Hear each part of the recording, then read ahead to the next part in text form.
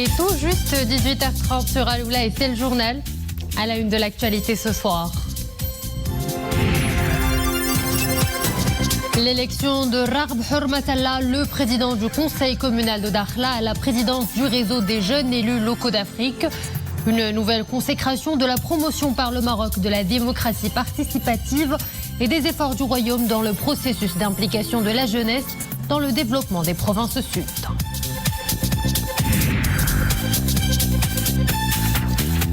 Le Maroc multiplie les initiatives d'innovation en économie de l'eau. Le traitement des eaux usées offre des solutions de développement durable.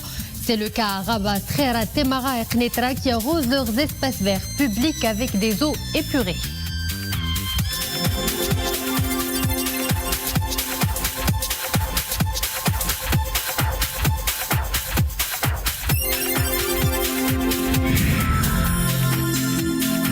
Enfin, de journal, nous irons à Casablanca à la découverte de l'art singulier du jeune artiste Ayoub Amrani. Un pinceau affûté qui fait voyager les visiteurs du monde de l'abstrait figuratif à celui de la calligraphie. Un voyage émouvant tout en beauté.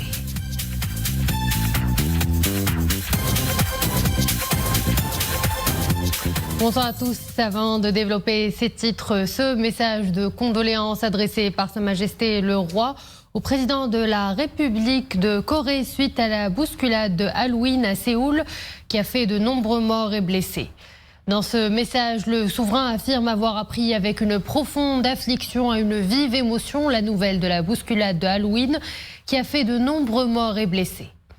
En cette douloureuse circonstance, Sa Majesté le Roi a exprimé au président coréen et à travers lui au peuple coréen et aux familles endeuillées ses sincères condoléances et sa sincère compassion, souhaitant prompt rétablissement aux blessés. À présent, ce communiqué de la Cour des comptes, Sa Majesté le Roi Mohammed VI a bien voulu nommer des magistrats dans des postes de responsabilité au sein des juridictions financières. Il s'agit de 16 présidents de section au niveau de la Cour des comptes et de 14 présidents de section au sein des cours régionales des comptes.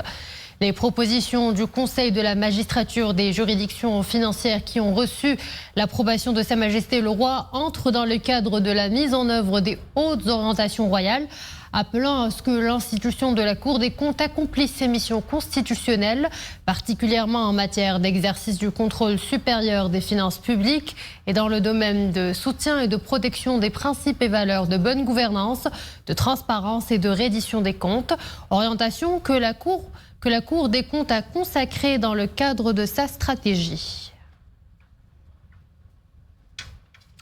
Première réunion aujourd'hui à Rabat du Conseil de l'instance nationale de la probité, de la prévention et de la lutte contre la corruption. Et cela suite à la nomination de ses membres le 24 octobre dernier.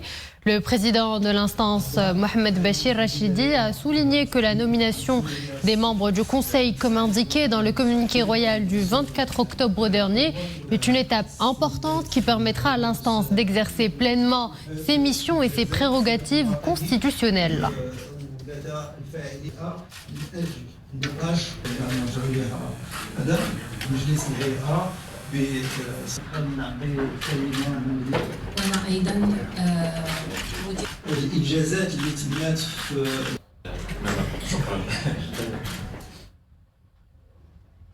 Hier à Tanger, le réseau des jeunes élus locaux d'Afrique a élu son nouveau président et c'est Rarb Hurmatallah, président du conseil communal de Dakhla, qui a été choisi à l'unanimité.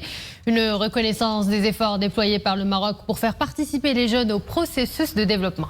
Mohamed Aïtchgar.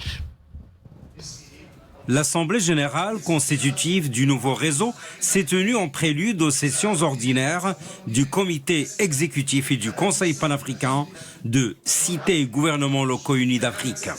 Le secrétaire général de CGLUA, dont le siège est à Rabat, affiche clairement sa fierté de la naissance d'un réseau de jeunes élus. Venons de terminer l'Assemblée constitutive du réseau des jeunes élus locaux d'Afrique, c'est-à-dire des villes dont les maires ou les exécutifs ont 35 ans et moins. Donc c'est la nouvelle génération. des élus locaux que nous sommes en train de préparer. Et cet après-midi, on a procédé à l'élection du leadership de cette organisation et c'est le maire de la ville de Dakhla au Maroc qui a été élu président. Stand ovation pour le nouveau secrétaire général du tout nouveau réseau. Un élu local de la ville de Dakhla dans le Sahara marocain, longuement applaudi par les maires des villes africaines. Le message est on ne peut plus clair, c'est la marocanité du Sahara qui est applaudie par les maires et élus des cités et gouvernements locaux unis d'Afrique. On essaiera d'organiser le premier forum et la première rencontre 100% jeunes au Maroc le début de 2023. Le nouveau réseau ambitionne de renforcer l'adhésion des jeunes élus locaux à l'action politique et de les mobiliser à créer les opportunités de communication, de coopération et de solidarité entre jeunes élus africains. Sécheresse persistante, pénurie d'eau rendent nécessaire la réutilisation des eaux usées pour l'arrosage des espaces verts. Pour cela, le Maroc mise sur l'innovation technologique et plusieurs procédés ont déjà fait leurs preuves dans cette opération. C'est un reportage de Soukaina Hachemi, Hassan Mendour et Iman Ablou. Les espaces verts de l'université Ibn Tufayl de Kenitra sont arrosés avec des eaux usées épurées. Le traitement se fait au niveau de cette station installée à la faculté des sciences. Environ 200 mètres cubes d'eau sont recyclés tous les jours par des procédés biologiques et membranaires. La première étape consiste à séparer les eaux usées des substances solides. Ensuite, les eaux sont traitées à l'aide de techniques sophistiquées que sont les bioréacteurs à membrane. Dans la dernière étape, les eaux traitées sont désinfectées pour être utilisées dans l'arrosage des espaces verts. La station est également une plateforme de recherche et de formation. Dans ce laboratoire spécialisé, des étudiants-chercheurs travaillent sur les dernières nouveautés en matière de séparation et sur les moyens d'améliorer le rendement. Ici, le système d'aération. Nous avons ici ce système d'aération dont le rôle est de renforcer la production de bactéries responsables du traitement des eaux usées. Ensuite, l'eau passe par des filtres poreux dont les ouvertures sont de très petite taille qui permettent de produire de l'eau épurée. Nous travaillons sur des procédés modernes basés sur une technique appelée la méthode des membranes. Ce laboratoire est équipé de technologies de l'osmose inverse, en particulier la nanofiltration, l'ultrafiltration, la microfiltration, le bioréacteur à membrane et aussi la biométrisation. Ce projet consiste à arroser les espaces verts avec des eaux épurées. Il devrait bientôt être étendu à d'autres universités à travers le royaume.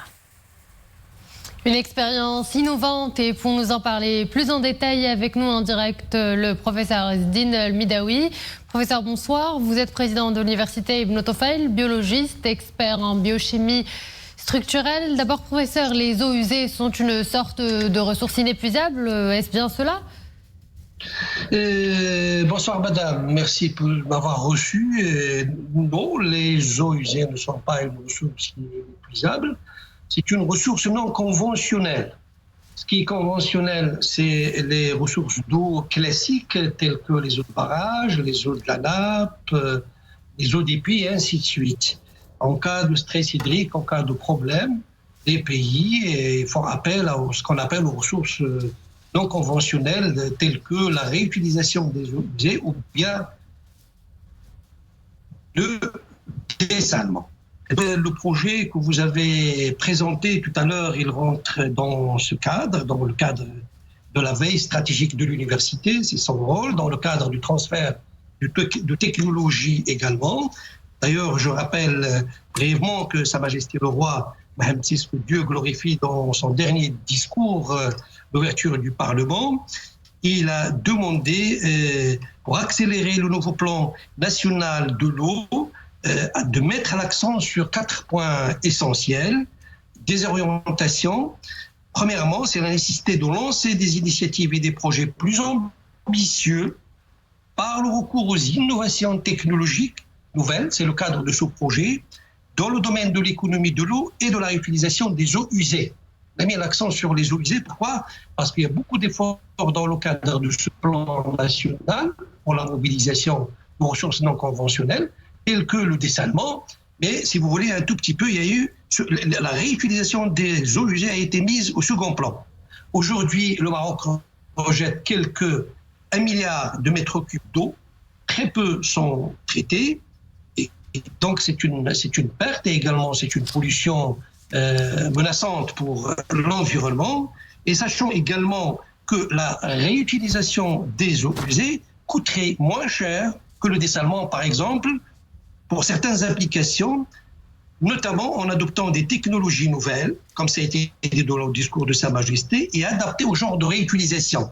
L'irrigation des espaces verts, l'irrigation tout court, le lavage des voitures, le lavage des parkings, l'arrosage, la recharge des nappes également. Donc, cette ressource qui normalement était au début propre, qui était utilisable, qui était potable, qui était une eau également qui pourrait être utilisée pour l'industrie, est rejetée. Au lieu d'aller de rechercher d'autres ressources, donc il faut penser à la réutilisation de cette ressource déjà souillée par des traitements avec des technologies un tout petit peu poussées, pas toujours poussées, mais adaptées pour chaque réutilisation. La réutilisation des eaux usées pourrait commencer de l'irrigation jusqu'à la potabilisation.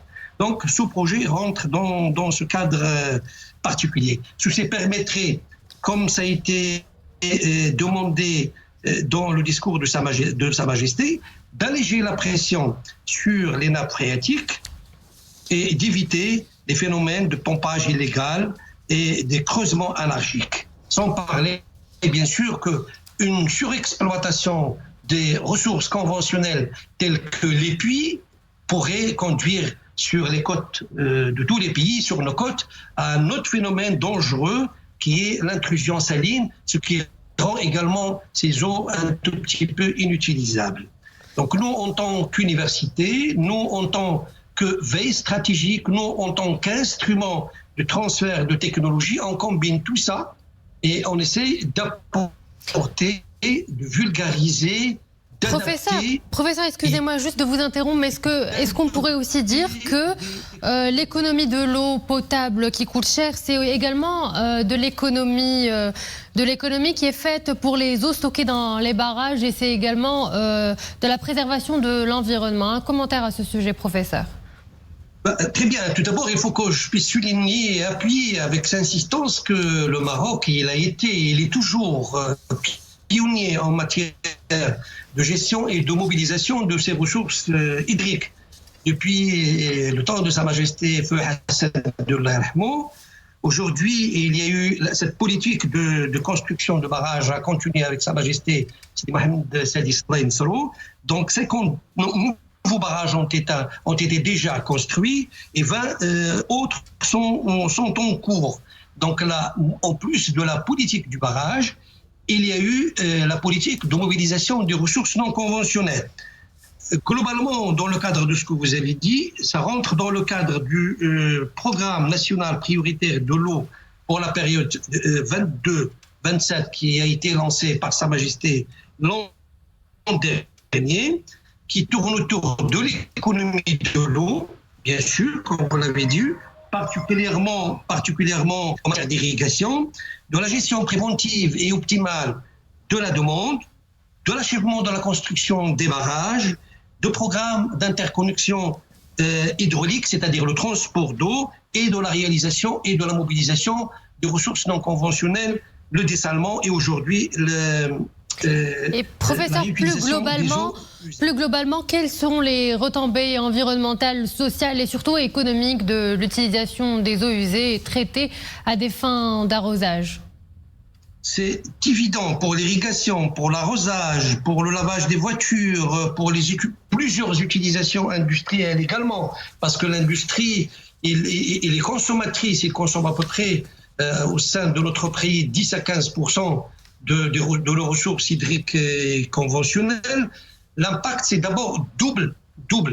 D'abord, protéger l'environnement, mobiliser une ressource qui est rejetée comme ça, sans réutilisation. Et bien, dans ce cas, au lieu de faire appel à des technologies telles que le dessalement ou les traitements spécifiques, qui coûtent moins cher, qui sont énergivores, vaut mieux faire appel à la réutilisation des eaux usées. Et comme ça, si vous voulez, on a tout en même temps. On protège l'environnement, on économise l'eau, on mobilise une ressource qui est rejetée et également on est dans le développement durable. Tout court, c'est parmi les exigences, les 17 exigences et critères du développement des Nations Unies, le développement durable, et le Maroc, on est signataire. Professeur Esdine El-Midaoui, je vous remercie d'avoir été parmi nous, je vous remercie pour cet éclairage. Je rappelle que vous êtes président de l'université Ibn Tufayl, biologiste et expert en biochimie structurelle. L'agence Beit Mal Al-Quds Al-Sharif a publié un rapport thématique qui met en lumière la situation difficile à Al-Quds Est. Publication qui coïncide avec la Journée internationale des villes célébrée hier 31 octobre. Le rapport montre que les conditions de vie à Al-Quds Est sont devenues insupportables à la lumière du harcèlement psychologique et spatial qui étouffe la population arabe à travers des procédures systématiques qui manquent de justice, d'équité, d'égalité, des chances et égalité devant la loi et devant les devoirs et obligations. Le Festival international du film de Marrakech, c'est dans quelques jours une nouvelle édition qui promet de nous en mettre plein les yeux, surtout après une absence forcée de 2 ans à cause de la pandémie du coronavirus. Et pour bien accueillir les festivaliers, le portail officiel du FIFM fait peau neuve avec une nouvelle plateforme disponible en arabe, en anglais, en français. Elle permet aux passionnés du 7e art de consulter la programmation, mais aussi de se faire accréditer et d'obtenir leur badge électronique. À présent, je vous propose de faire la rencontre d'un jeune artiste peintre, Ayoub Amrani. Il expose depuis peu dans une toute nouvelle galerie à Casablanca. Ses tableaux sont une passerelle à toutes les formes de méditation entre abstraction figurative et art de la calligraphie. Mohamed Chekir et Dominique Orlando. Elles ont mené la vie dure au colonisateur français et à son armée, très loin de s'imaginer en 1892 avoir à se mesurer à un véritable bataillon constitué de femmes guerrières, farouchement entraînées à résister à la douleur et à ignorer la pitié. Près de 5000 femmes soldats stupéfiantes qui ont voué leur vie à la défense du roi dans cet ancien royaume de Dahomey qui prit le nom de République du Bénin en 1975. Du coup, pour représenter cette victoire, j'ai décidé de reprendre les codes de la richesse, de l'opulence, de l'abondance, de la richesse africaine, avec les codes couleurs, donc de l'or, tout ce qui est doré, des pierres en terre cuite, du Dahomey. Aujourd'hui, on parle de la femme africaine parce que le Dahomey est le seul pays à avoir réellement mis en exercice le fait d'avoir des femmes guerrières avec des troupes d'armée, avec des catégories de métiers, etc. C'est vrai. Mais plus loin que ça, c'est un message qui est complètement universel à toutes les femmes aujourd'hui. Et la femme d'aujourd'hui est une vraie Amazone de tous les temps. À ses côtés dans cette exposition, 3 autres artistes du continent africain qui n'ont pas pu être présents lors du vernissage. Les 4 pourtant semblent vouloir se frayer une même route. C'est vraiment un beau dialogue pour moi parce que le point commun, selon moi, entre les autres artistes et moi, c'est vraiment cette recherche de profondeur dans notre travail. Il y a toujours un pourquoi, un questionnement derrière la peinture, derrière le petit coup de pinceau. Et c'est ça que je trouve vraiment très intéressant. Et c'est ce lien, en fait, je pense, qui nous réunit aujourd'hui à travers des choses qui sont complètement différentes, mais qui finalement sont complètement unies. Ici, sur ce tableau, on reconnaît la jolie façade de la gare de Marrakech, où viennent de débarquer une poignée d'éleveurs et de guerriers semi-nomades. Ce sont des Maasai de Tanzanie et du Kenya, impatients eux aussi de visiter la cité ocre. Et voilà, c'est la fin de cette édition. Merci à vous de l'avoir suivi. Excellente suite des programmes sur Al-Oula.